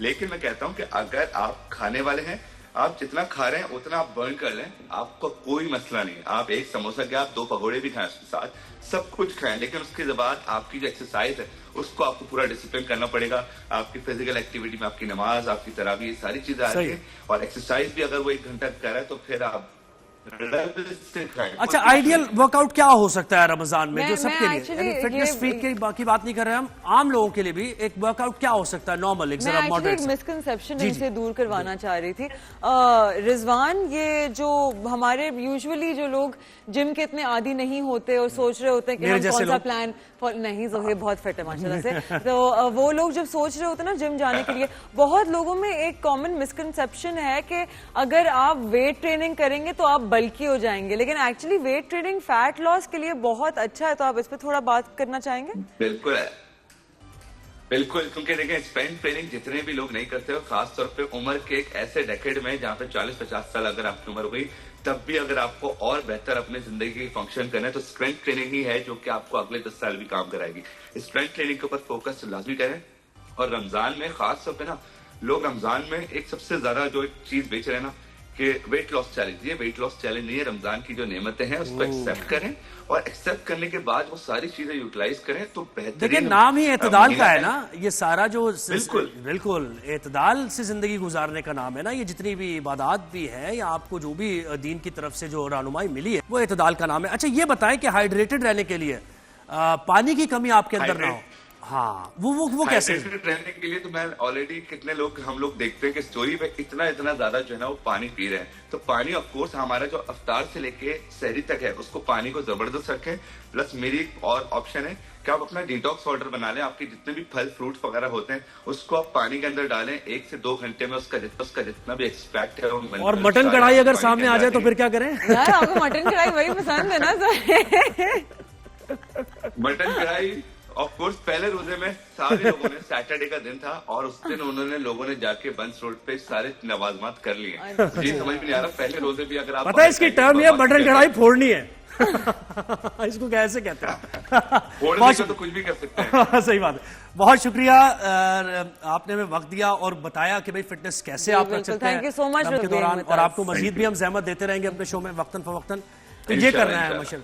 बस अब फिटनेस पे काफी बात हो गई है, थोड़ी सी हम ब्रेक ले लेते हैं। बिल्कुल ब्रेक ले लेते हैं हम और ब्रेक के बाद आते हैं तो पॉलिटिक्स की हमने बात करनी है भाई। सियासत के मैदान में क्या हो रहा है, हमने मईशत के मैदान की तो बात कर ली, हमने ओवरसीज पाकिस्तानीज का अहवाल भी आपको बता दिया, फिटनेस के मैदान की बात भी हो गई, स्पोर्ट्स भी हो गया, क्या रह गया?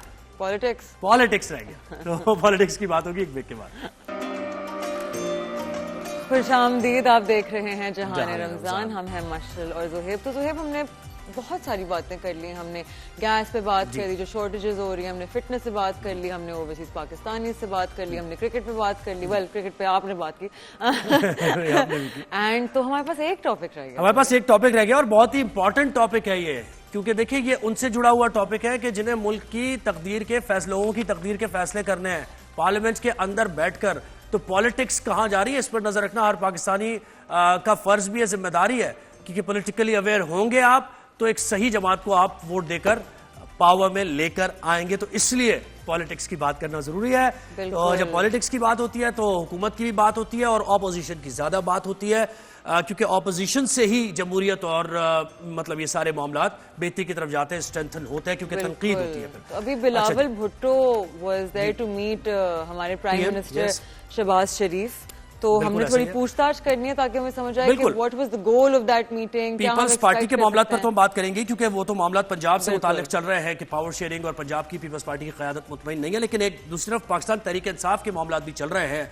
और कुछ दिन पहले हमने देखा कि मुलाकातें भी हुई, मीटिंग्स भी हुई और फिर कहा जा रहा था कि भाई एक खुशाइन बात है कि मुलाकात हो रही है सियासी जमातों के दरमियान और कोई रास्ता निकालने की कोशिश की जाए, लेकिन वो सबोटैज हुए मुज़ाकरात, मुलाकातें, और फिर उसके बाद वही एक पॉलिटिक्स जो ऑपोजिशन की है जिसमें टॉलरेंस ज़रा कम ही दिखाई देती है, वो नज़र आ रहा है हमें माहौल, क्योंकि पॉलिटिकल स्टेबिलिटी ज़रूरी है इकोनॉमिक स्टेबिलिटी के लिए। अच्छा, अब पाकिस्तान तहरीक इंसाफ ने ग्रैंड अलायंस बनाया है और उस उसमें मुख्तलिफ सियासी जमातें हैं जो कि ऑपोजिशन की जमातें हैं, शायद खाकान अब्बासी भी और दीगर लोग भी हैं। इस ग्रैंड अलायंस का मकसद क्या है और क्या बानी पीटीआई की रिहाई मुमकिन हो पाएगी? इसको लेकर क्या पाकिस्तान तहरीक इंसाफ अपने आदाफ अचीव कर पाएगी? हुकूमत का रिस्पॉन्स क्या होगा? ये सारी चीजें हम डिस्कस करेंगे। हमारे साथ है सेनेटर हुमायूं मोहम्मद साहब, पाकिस्तान तहरीक इंसाफ के रहनुमा भी हैं। बहुत शुक्रिया हुमायूं साहब, आपने हमें वक्त दिया। जी, आवाज आ रही है आपको सर? जी आ रही है। जी। अच्छा, सबसे पहले गुफ्तगू का आगाज करते हैं। ग्रैंड अलायंस जो आपने बनाया है उसके आदाफ क्या है और पाकिस्तान तहरीक इंसाफ की हिकमत अमली इसको लेकर क्या बनने जा रही है? बिस्मिल्लाहिर्रहमानिर्रहीम, इय्याका नअबुदु व इय्याका नस्तईन। देखिए, ग्रैंड अलायंस का जो बेसिक मकसद है ना, जो बेसिक फंडामेंटल मकसद है, जिसके लिए पाकिस्तान तहरीक इंसाफ बेसिकली हर उस जमात को लाइन अप कर रही है कि हम इकट्ठे मिलके करते हैं, वो और एक टॉपिक है, एक एजेंडा है, वो है free fair transparent elections Pakistan के अंदर वंस एंड फॉर ऑल। हमने उसके लिए रास्ता हमवार करना है। अब उसके लिए ये याद रखें, जो लोग बेनिफिशियरी हैं इस अनफेयर मीन्स के, आपने अभी अपनी बताया था कि क्या चीजें मिस हो गई हैं, और उसमें आपने बताया था कि लोग अपने लोगों के लिए इम्पोर्टेंट है कि वो जिनको वोट दे उनको मुंतखब करें, लेकिन 8 फरवरी पिछले साल को लोगों ने जिनको वोट दिया है आज वो पार्लियामेंट में नहीं है बैठे हुए, उन सबको तो आप लोगों इन लोगों ने हरवा दिया है वन वे और अनदर वे, किसी को किस तरीके से, किसी को किस तरीके से। वो सारे लोग जिनको होना चाहिए इस वक्त पार्लियामेंट के अंदर, उनके इलेक्शन नहीं हो रहे केपी में। उसकी वजह से ये याद रखें, आर्टिकल 60 ऑफ द कॉन्स्टिट्यूशन जो कहती है कि सेनेट ड्यूली फॉर्म्ड जब तक नहीं होगी उस वक्त तक न प्रेसिडेंट के इलेक्शन हो सकते हैं और न चेयरमैन सेनेट के इलेक्शन हो सकते हैं। बिल्कुल। तो हुमायूं साहब करते हुए कर दिए। बिल्कुल, तो हुमायूं साहब, keeping in line with the same thing जो आपने अभी बोली कि रमजान के बाद हम एक्सपेक्ट कर सकते हैं कि पीटीआई कोई पावर शो करने जाएगी? देखिए, this is a very wrong way of saying कि पीटीआई पावर शो करने जाएगी। ठीक है, इसमें पावर शो नहीं है, इसमें हमने कुछ शो नहीं करना, हमने अपने कंसर्न जाहिर करने, हमने उन गलत चीजों को रेक्टिफाई करना है। और ये पीटीआई नहीं है, ये सारी की सारी ऑपोजिशन की पॉलिटिकल पार्टीज हैं, और अगर कोई और इसमें आके मिलना चाहता है वो मिल जाए, मां सिवाय 3 ऐसे लोगों के जिन्होंने टोटल फायदा उठाया है इस फॉर्म 47 का। नहीं, वो पावर शो इस कॉन्टेक्स्ट में बात करें कि असद कैसर साहब कह रहे हैं कि हम इस्लामाबाद आएंगे और हमें इस्लामाबाद आने से कोई नहीं रोक सकता है, तो ये यानी देखा जा रहा है कि आप पहले की तरह स्ट्रीट पॉलिटिक्स की तरफ मजीद यानी तेजी के साथ। देखिए, ये तो आपकी प्रेजम्पशन है ना कि उन्होंने कहा है कि हम इस्लामाबाद आ रहे हैं, कोई नहीं रोक सकता, तो आपने कहा कि हम स्ट्रीट पॉलिटिक्स करेंगे। It doesn't have to be a street politics. नहीं, लेकिन हिस्टोरिकली स्पीकिंग तो यही हुआ है, तो I think that's a fair assumption. ये कोई out of the world assumption नहीं है। Fair enough. मैं आपके असम्पशंस के ऊपर ये नहीं कह रहा हूँ कि ये फेयर नहीं है, मैं सिर्फ ये कह रहा हूँ कि it may not be like what you are saying कि हम स्ट्रीट पॉलिटिक्स करेंगे। There could be so many other ways of doing it before you reach to the street politics ना जी। पहले देखिए, फर्ज करें हम सारी जो अपोजिशन जमातें हम किसी एक पॉइंट के ऊपर एग्री कर जाएं, सबसे पहले तो हमने वो बैरियर अचीव करना है, उस बैरियर को क्रॉस करना है। Once we achieve that thing, उसके बाद फिर जो उसको लीड कर रहे होंगे, मोस्ट प्रॉब्ली मेरी नजर में ये 3 होंगे। नहीं हुमायूं साहब, देखिए एक पावर शो क्यों, पावर शो पे थोड़ी सी और बात करें। स्ट्रीट पॉलिटिक्स, देखिए जब आप कोई आपकी डिमांड्स तो बहुत पहले से चल रही है, ये तो 3-4 साल से सिलसिला चल रहा है ना, तो आप मुझे बताएं कि हुकूमत के पास कुछ नहीं है आपको देने के लिए, या आप भी कहते हैं आपकी वो जो मुलाकातें हुई जिसमें कहा गया कि भाई जुडिशियल कमीशन बना दे, वो सारी मुलाकातें बेसूद साबित हुई, तो आपके पास ऑप्शंस तो कोई अभी बाकी बचे नहीं है, हुकूमत के पास कुछ है नहीं, इस पोजीशन में नहीं है हुकूमत कुछ देने को आपकी? देखिए, हुकूमत किसी पोजीशन में नहीं है किसी को कुछ देने के लिए, सिवाय लोगों को ये पोजीशन देने के। हुकूमत के पास कुछ नहीं तो है। टेबल टॉक तो होने नहीं जा रही ना, फिर इसका मतलब टेबल टॉक तो नहीं होने जा रही ना। देखिए ना, table talks probably not with हुकूमत ना। अच्छा, इस वक्त हम ऑपोजिशन तो एस्टैब्लिशमेंट से टेबल टॉक होगी? देखिए, हम सबसे पहले हमारा पॉइंट ऑफ व्यू ये है, हमने अकेले हुकूमत के साथ बातचीत की थी, मेरे ख्याल में वो फ्रूटफुल नहीं साबित हुई। ठीक है, मेरा ये ख्याल है बेहतर और अफजल तरीका ये है कि हम सारी ऑपोजिशन जमातों को लेकर चले और उसके बाद हम पहले आपस में कंसेंसस डेवलप कर ले कि हमने किस तरीके से आगे जाना है। नहीं, कंसेंसस के बाद कहां पहुंचना है आपने, यही तो हम कह रहे हैं, बात किससे करनी है आपने? सर देखिए ना, एक दफा कंसेंसस पहुंच जाएगा कि हमने बात किससे करनी है, क्या करनी है, कैसे करनी है, वो फिर उस वक्त आ जाएगा ना। फिलहाल तो सबसे इम्पोर्टेंट चीज ये कि हम लोग जो ऑपोजिशन की जमातें, हम लोग एक टेबल पे आके, एक जगह पे आके, एक पॉइंट के ऊपर आके इत्तेफाक कर ले कि हमने इस पॉइंट के ऊपर इस तरीके से आगे चलना है। That could be, अच्छा, ये ग्रैंड अलायंस कोई ऐसा तो नहीं होगा? देखिए, रेस्टोरेशन ऑफ डेमोक्रेसी भी हमने देखा था इससे पहले, आप लोगों ने किया था, आपकी इसमें कोशिश थी और उसमें अचकजई साहब भी थे, सब थे, लेकिन वो कहीं फिजल आउट वो होता हुआ हमने देखा। रेस्टोरेशन ऑफ डेमोक्रेसी की कोई फिर मीटिंग्स नहीं हुई। तो ये क्या मुख्तलिफ कैसे है उससे ग्रैंड अलायंस? नहीं, ये मेरे ख्याल में it would still be continuity of that restoration of जो है ना डेमोक्रेटिक प्रोसेस के लिहाज से, वो है अलायंस के लिहाज से, वो शायद फिर भी उसी तरीके से चल रही है। सिर्फ उसमें थोड़ी बहुत आप ये समझे ट्वीकिंग ऑफ इट है कि कभी इससे थोड़ा सा उसको फाइन ट्यून कर दिया, कभी उधर से कर दिया, लेकिन at the end of the day जो हमारा हदफ है, जो मैं ये समझता हूँ, मौलाना साहब की बातों से भी समझता हूँ, मैं शायद खाकान अब्बासी साहब की भी बातों से समझता हूँ, मैं पीरो फगाड़ा साहब की बातों से भी समझता हूँ, मैं अपनी पॉलिटिकल पार्टी की भी बातों से ये समझता हूँ कि जो मेन एजेंडा है वो पाकिस्तान के अंदर फ्री फेयर ट्रांसपेरेंट इलेक्शंस का एजेंडा है, उसको लेकर आगे चलेंगे। और किसी हद तक बिलावल भुट्टो ने भी इसका इंडिया दिया हुआ है। सिर्फ एक जमात है जो इसके खिलाफ जा रही है, और वो जमात है जो कहती है कि वोट को इज्जत ना दो। तो हुमायूं साहब बताइएगा कि लास्ट चेयरमैन पीटीआई से मुलाकात कब हुई थी और उनकी रिहाई के क्या इम्कानात हैं? देखिए, बेसिक मसला ये है कि इनके ये जो गवर्नमेंट है, इनके हाथ में कुछ भी नहीं है, और उसकी वजह यह है कि ये लोग कहते हैं कि हम इमरान खान से मुलाकात करवाएंगे, पॉलिटिकल जो हमारी लीडरशिप है, जो सेकंड ईयर है उसकी, और वो कराने नहीं देते। उससे ये हो जाता है चीजें स्टॉल कर जाती है। जब चीजें स्टॉल कर जाती हैं, वो बाज दफा और ज्यादा खराब हो जाती है चीजें, वो फायदा नहीं होता। तो लास्ट टाइम जो मुझे याद पड़ता है, जो पॉलिटिकल टीम की मुलाकात हुई है, उसको तो कोई 2-1 हफ्ते हो गए। और क्या एक मतलब अमली बारी पीटीआई ने आपको दी, क्या बात हुई, पता चला? देखिए, जो इमरान खान साहब ने जो बेसिकली जो कभी इधर कभी उधर से पता चल रहा होता है, पर नॉट द पॉलिटिकल लीडरशिप। आपको एक बात की समझना चाहिए कि जब पॉलिटिकल लोग आपस में मिलते हैं, जैसे इमरान खान के साथ बैठेंगे, मैं बैठूंगा, कोई और बैठेगा, सिर्फ कैसर बैठेगा, शिबली फराज बैठेगा, उमर अयूब बैठेगा, जब हम बैठेंगे उनके साथ और ये सारे लोग बैठेंगे, तो अगर इमरान खान कहता है ये इस तरह होना चाहिए, तो हम उनके साथ बात करके डिस्कशन कर सकते हैं कि जी इसमें देखें, इसमें ये फायदा, वो इस वक्त बाहर है, ग्राउंड से बाहर है, he is not knowing everything on the ground. हालांकि उनकी नॉलेज बहुत अच्छी है as oppose to many other people, लेकिन स्टिल उनके साथ कोई डिस्कशन हो सकती है, and we can either bring him to one point, और ही कैन, वो हमें बता सकते हैं कि यार ये किस वजह से इस चीज के ऊपर जोर दे रहे हैं, ताकि हमें भी समझ आ जाए।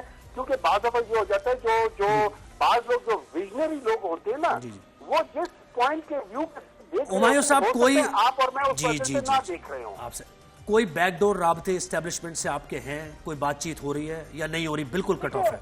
देखिए, जनरली स्पीकिंग कोई ऐसे राब्ते, I am not aware of it. क्या कोई ऐसे राब्ते होंगे? होता क्या है कि जो लोग जिनका राब्ता एस्टेब्लिशमेंट के साथ है और वो इमरान खान को पसंद करते हैं या समझते हैं कि वो वाहिद इंसान है जो इस मुल्क के लिए फायदेमंद है, वो अपने तौर पे कुछ इंडिविजुअल चैनल्स खोल के रखते होंगे कि कहीं किसी तरीके से कहीं जो आया हुआ है ना, ये एक स्टेलमेंट आया हुआ है, ये कहीं से खत्म हो जाए, कहीं डिस्कशंस आगे शुरू हो जाए। अच्छा, जिनके राब्ते हैं आपकी जमात में, उनकी एक्सेप्टेबिलिटी भी कम है। जिनके राब्ते मुमकिना तौर पर रिपोर्टेडली हैं आपकी जमात में, बहुत से लीडर्स उनको पसंद नहीं करते हैं, ऐसा भी कुछ है? देखिए, इसका ये है, मैं आपको बात बताता हूँ, ये जो बैकडोर चैनल्स होते हैं ना, ये सामने वाले चैनल्स नहीं होते, तो उसमें मुझे कोई पसंद करे ना करे, मैं अपना काम कर रहा हूँ और वहां से कोई चैनल खोलने की कोशिश करूंगा। उसमें मेरा पॉलिटिक्स में होना जरूरी नहीं है, मेरा इस स्टेलमेंट। अच्छा, इनमें वो लोग भी हैं जो जिनका पाकिस्तान तरीके इंसाफ के साथ शायद कोई ताल्लुक ना हो, लेकिन दे ऑल लव पाकिस्तान, ठीक है। और पाकिस्तान के लिए उन सबको पता है कि Imran Khan is very important, उसके बगैर बैलेंसिंग एक्ट नहीं आ रहा। जो एक बैलेंस हो रहा होता है ना, एक चीज आप किसी जगह पे बैलेंस कर रहे होते हैं, वो बैलेंसिंग एक्ट इज इमरान। अच्छा, एक और चीज बताइए, एक बड़ा वन ऑफ इट्स का एक ऐसा वाकया हुआ, हमने देखा, जो बड़े ऐसे मनाजिर कम नजर आते हैं। ज़ेलेंस्की के साथ जो मुलाकात हुई डोनाल्ड ट्रंप की, तो डोनाल्ड ट्रंप बड़े यानी इस तरीके से बात की कि डिप्लोमेसी, और वो जो एक टर्म्स जिनके बारे में हम सोचते थे कि ये होती है डिप्लोमेसी, बिल्कुल उन्होंने बालाए ताक रख के क्लियर कट बात की। तो उस मुलाकात में जो कुछ हुआ, कोई हलचल है यहाँ या फिर कोई एक्सपेक्टेशन है यहाँ? एक बात याद रखिए, डोनाल्ड ट्रंप एक इस किस्म का बंदा है कि जो टिपिकल पॉलिटिशियंस होते हैं ना, उस तरह का नहीं है, और इमरान खान भी उसी तरह का ही है। और दैट इज वाई ये जब दोनों इकट्ठे मिले थे, चूंकि ये दोनों नॉन कन्वेंशनल पॉलिटिशियंस हैं, तो इनकी आपस की जो केमिस्ट्री थी वो ज्यादा मैच कर गई, ठीक है। क्योंकि और फिर ये जिस तरीके से दोनों के साथ जो गुजरी है पोस्ट दैट ईरा, ये दोनों तकरीबन एक ही चीज से गुजरे। और हमारे पीएमएलएन वालों ने बहुत सारी, गवर्नमेंट के बहुत सारे लोगों ने बहुत चीज को आपस में कोरिलेट किया है। तो वहां पे जब डोनाल्ड ट्रंप को ब्रीफिंग होगी या कुछ लोग देंगे या जो भी होगा, आई एम श्योर वो इस चीज को वे करेगा। और यहाँ पे इन लोगों की हालत, तो ये तवक्को आपकी कहीं ना कहीं उम्मीद और ये तवक्को है। बहुत शुक्रिया सेनेटर हुमायूं मोहम्मद साहब, आपने हमें वक्त दिया।